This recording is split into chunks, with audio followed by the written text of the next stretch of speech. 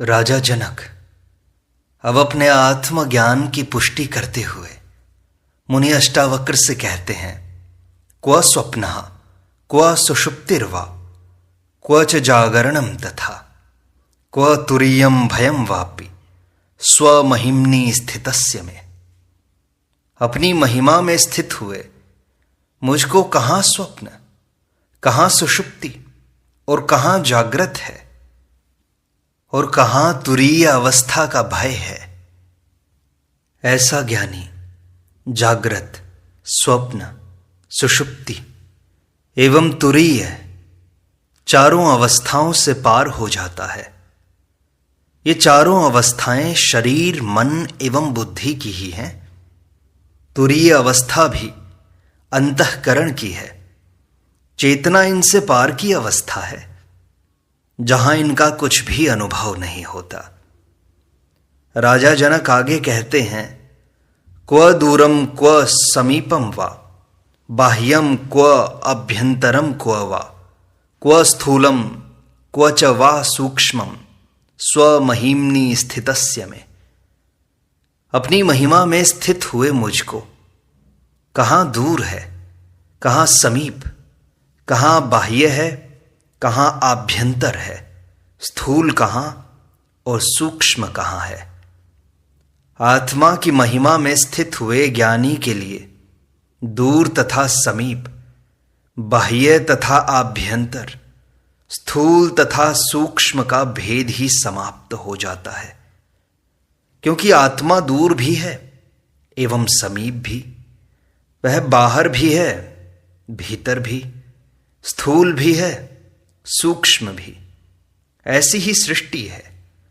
जो पिंड में है वही ब्रह्मांड में है। सूक्ष्म ही स्थूल का कारण है, स्थूल भी सूक्ष्म में परिवर्तित हो जाता है। ऊर्जा और पदार्थ भिन्न नहीं है, एक दूसरे में रूपांतरण हो जाता है। वैज्ञानिक जिसे क्वांटा कहते हैं, वैसा ही आत्मा का स्वरूप है। न स्थूल न सूक्ष्म, न पदार्थ है न तरंग और न ही दोनों।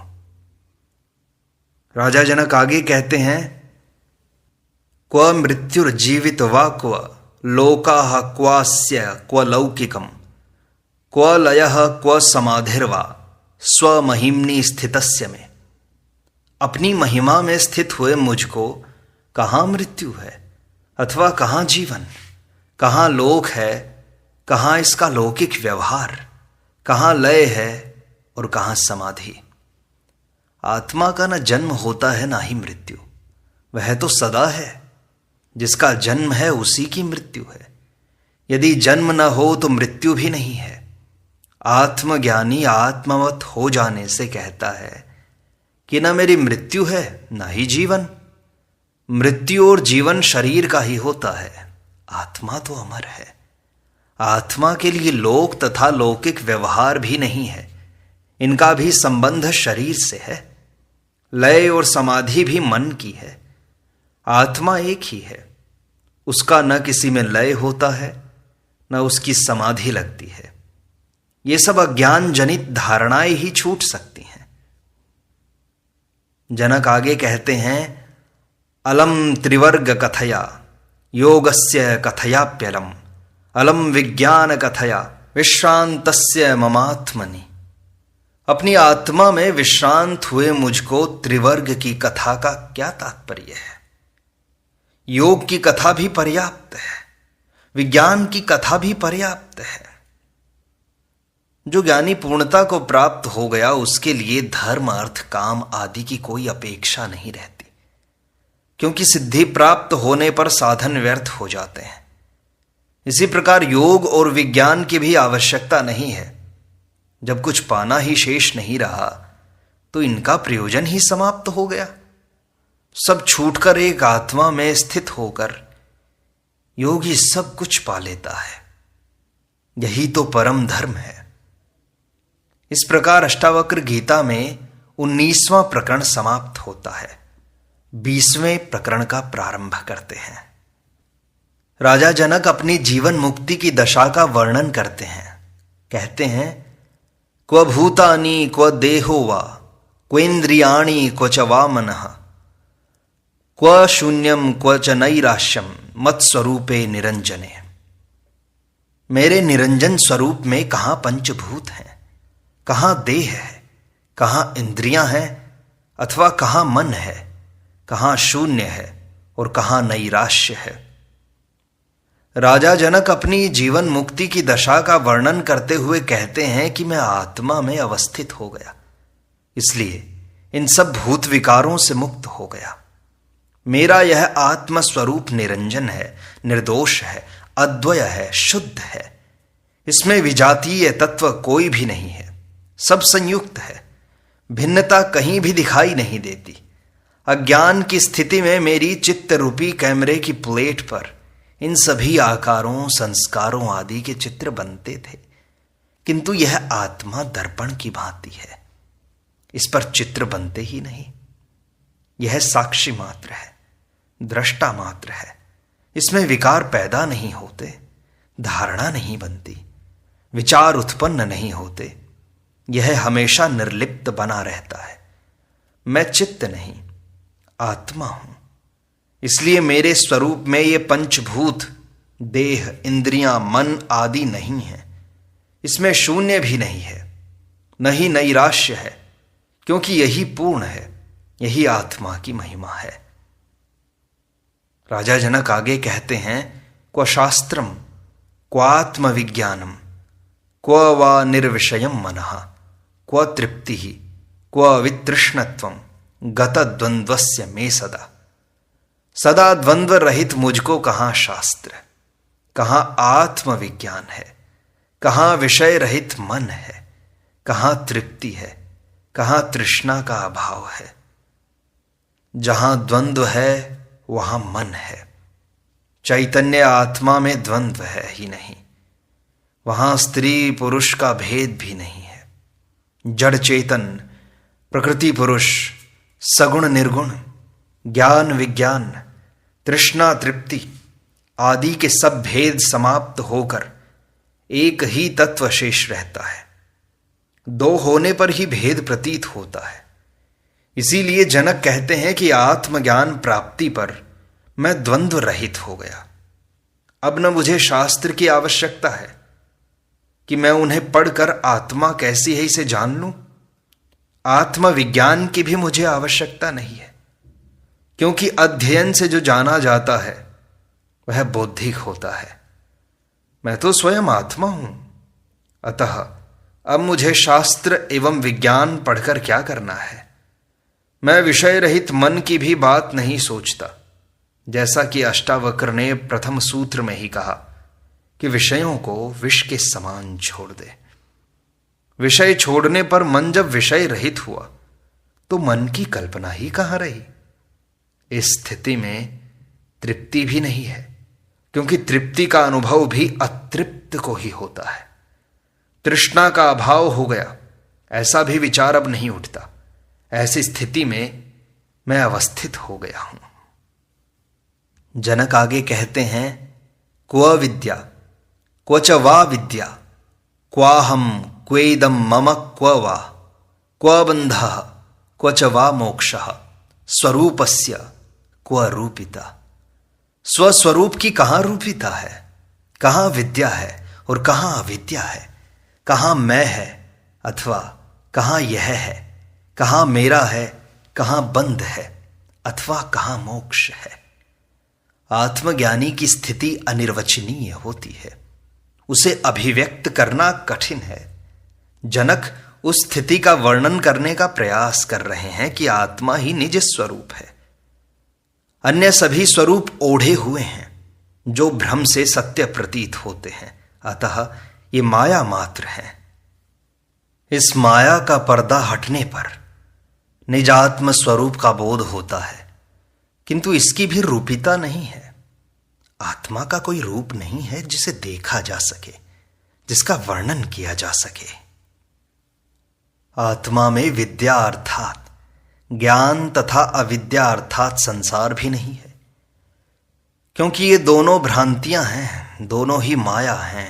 आत्मा में मैं अथवा यह का भेद ही नहीं है, क्योंकि अहंकार से ही मैं की प्रतीति होती है एवं मैं होने पर ही यह का आभास होता है। आत्मा एक ही है, उसमें दूसरा कोई है ही नहीं, इसलिए यह भेद भी नहीं रहता। जहां मैं नहीं वहां मेरा भी नहीं है। आत्मा का कोई बंध नहीं है, इसलिए मोक्ष भी नहीं है। बंध मात्र अज्ञान के कारण है। जब तक अज्ञान है तभी तक बंध है। आत्मा स्वयं ज्ञान है, उसका कोई बंध नहीं है, न उसका मोक्ष ही है। वह तो नित्य है। बंध और मोक्ष दोनों का कारण अहंकार है। निरअहंकारी दोनों से मुक्त होता है। जनक आगे कहते हैं, क्व प्रारब्धानि कर्माणि जीवन मुक्तिरपि क्व वा क्व तद्विदेह कैवल्यम निर्विशेषस्य सर्वदा। मुझ सदैव निर्विशेष को प्रारब्ध कर्म कहां है, अथवा जीवन मुक्ति कहां है, और कहां यह विदेह कैवल्य ही है।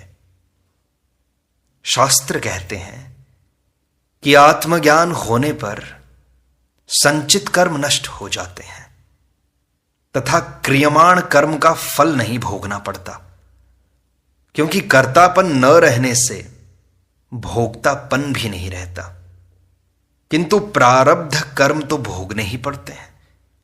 उनके भोगे बिना विदेह मुक्ति नहीं होती।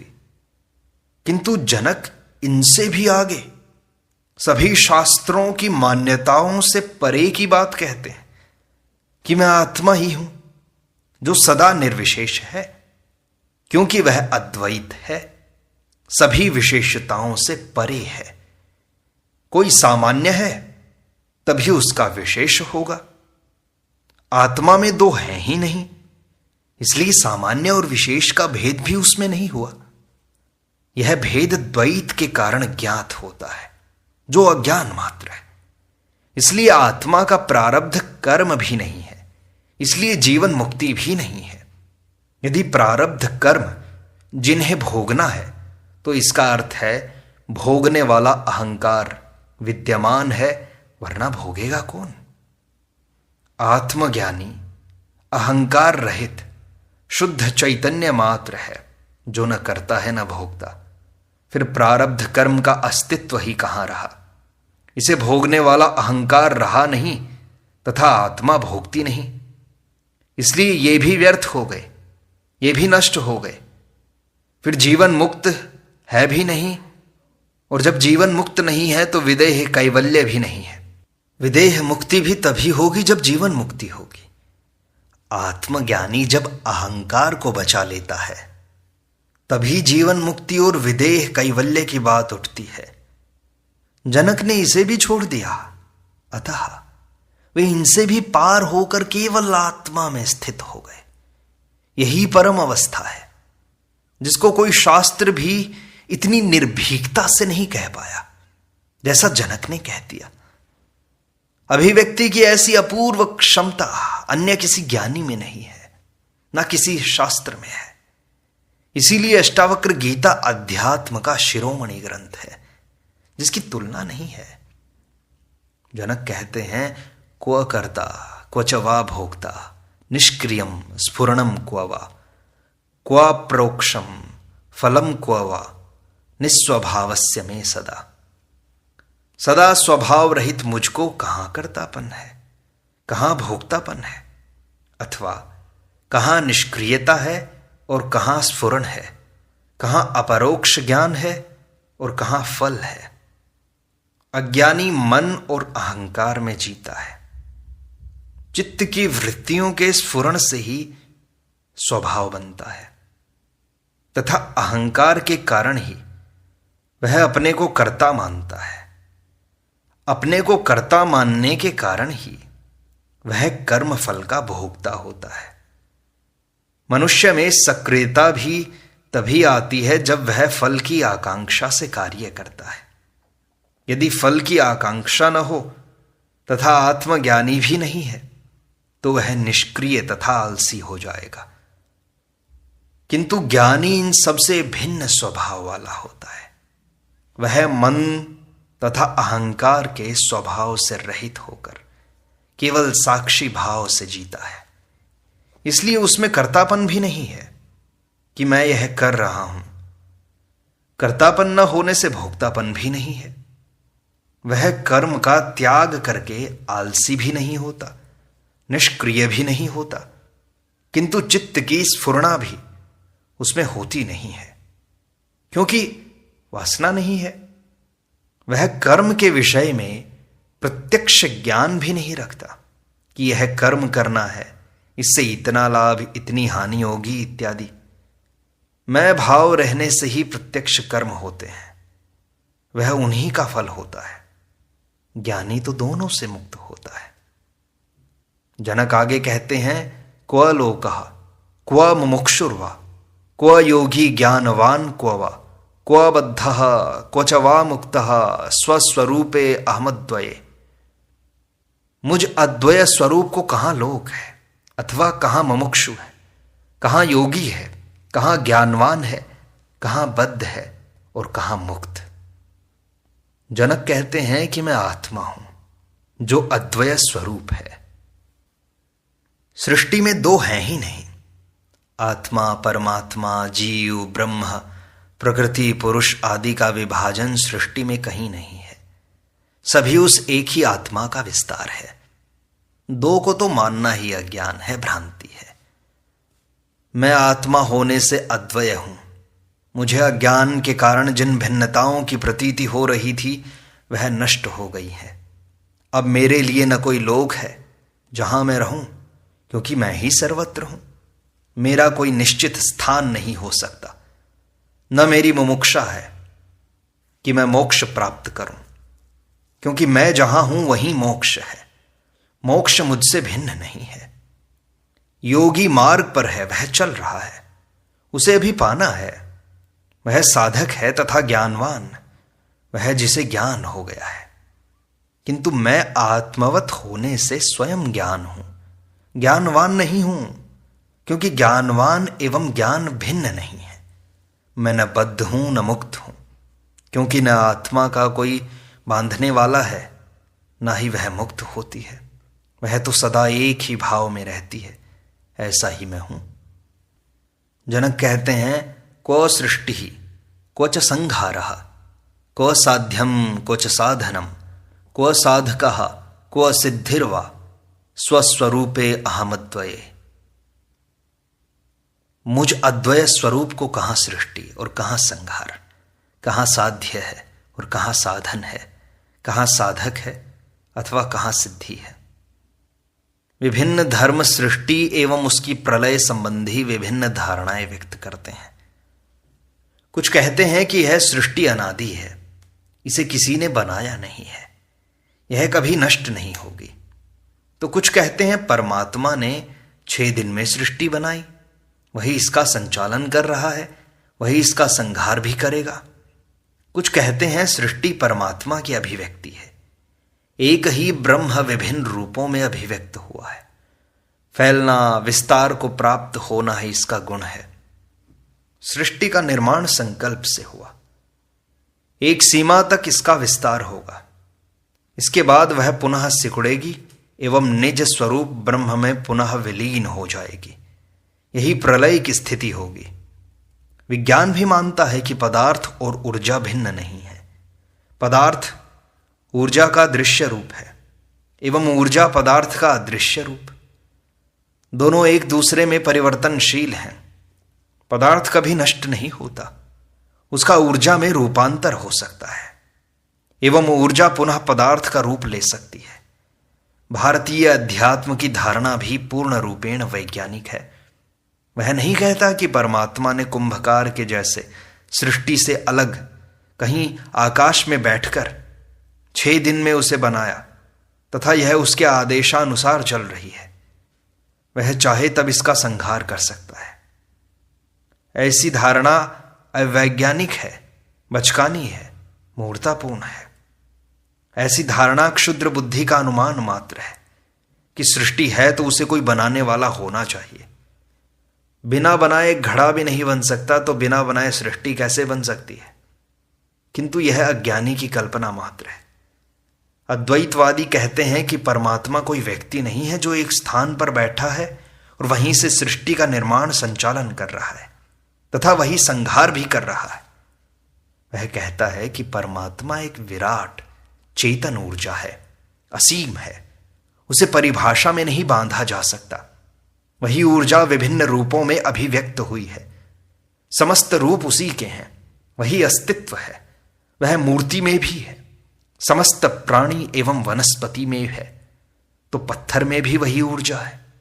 ऊर्जा ही घनीभूत होकर पत्थर दिखाई देती है।